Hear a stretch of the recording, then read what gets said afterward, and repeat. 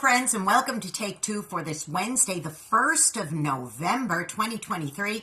I'm Jeannie, and I am so glad that you've decided to come along for the ride on this hump day. Can you imagine? 2 months from today, it's 2024. I don't even want to think about it.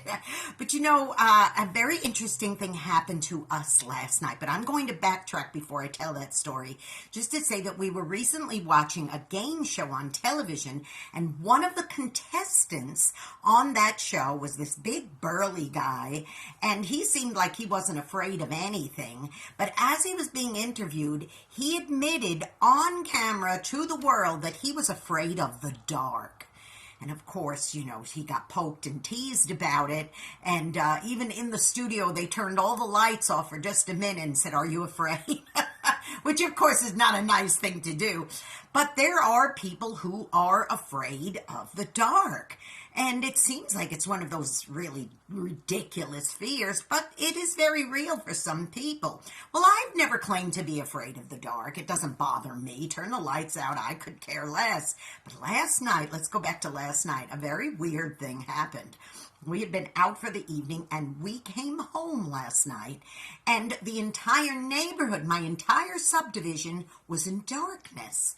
And I thought, that's kind of weird. The street lights were out. Everybody's house lights were out. People who had been decorating for like Halloween and all that, who had decoration lights, and everything was out. Pitch black, except the house across the street, you could see they had some candles or flashlights going. Other than that, pitch blackness, the whole street and the whole area, the whole subdivision. And I thought, this is weird. So we went inside our house, and of course it was pitch black. I had left a light on in the kitchen and a porch light, and everything was out. We got in, and we couldn't figure out what was going on. Now, what's worse is my cell phone had gone all the way down to 3% because I'd been using it a lot yesterday. So I had no phone to use. My landline, I know we still actually have a landline, is an internet phone, so that was down. And the only thing we had left was Michael's cell phone, which had some power left in it. So I went online to check to see what was going on, to see if there was anything, and I went to a local news source and discovered that somebody had gone off the road and smashed into a utility pole a few blocks away, and it knocked the power out for everything. So the house was pitch black. It was very eerie and creepy.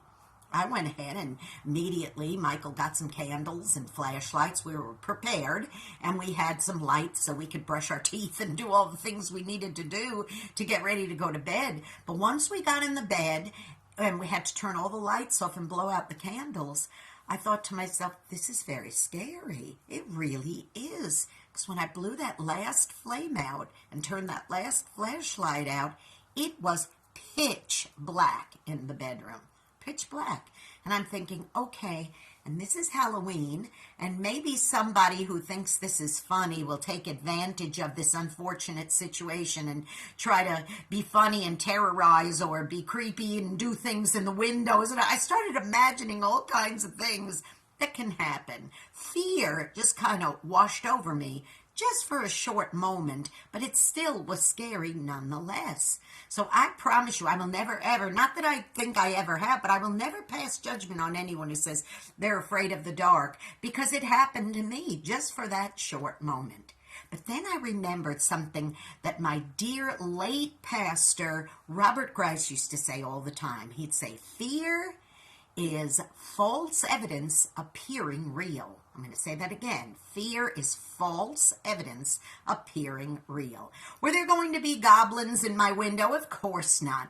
Just because it was dark didn't mean it wasn't still the same house that I live in, wasn't still the same backyard, wasn't still the same rooms that I go into in my home. I was still the same.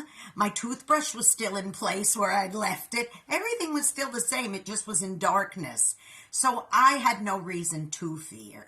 So it was a really good lesson that I am not going to ever judge anybody over their fear of the dark. And also, I never have any reason to have fear of the dark. Well, here's the good news. There's a good, happy ending to this. I knew that the electricity would eventually go back on. So we flipped the kitchen light on the switch so that when the power went back on, we would know it. And sure enough, a few 3-4 hours later, all of a sudden, as we were sleeping, this big light went on, and we knew, and the clock started flashing, and we knew the power was back. Was I glad it was back? You bet I was.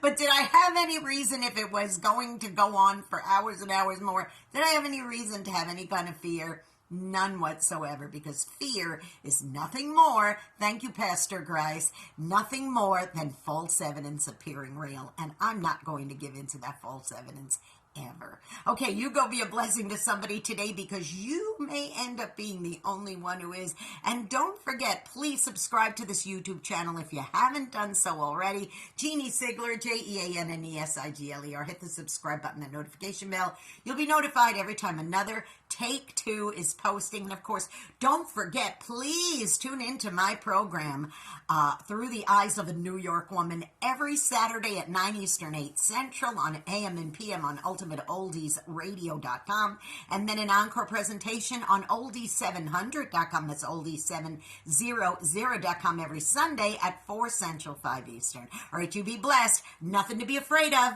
Don't forget, false evidence appearing real. We don't need that. I'll see you next week. Bye-bye for now.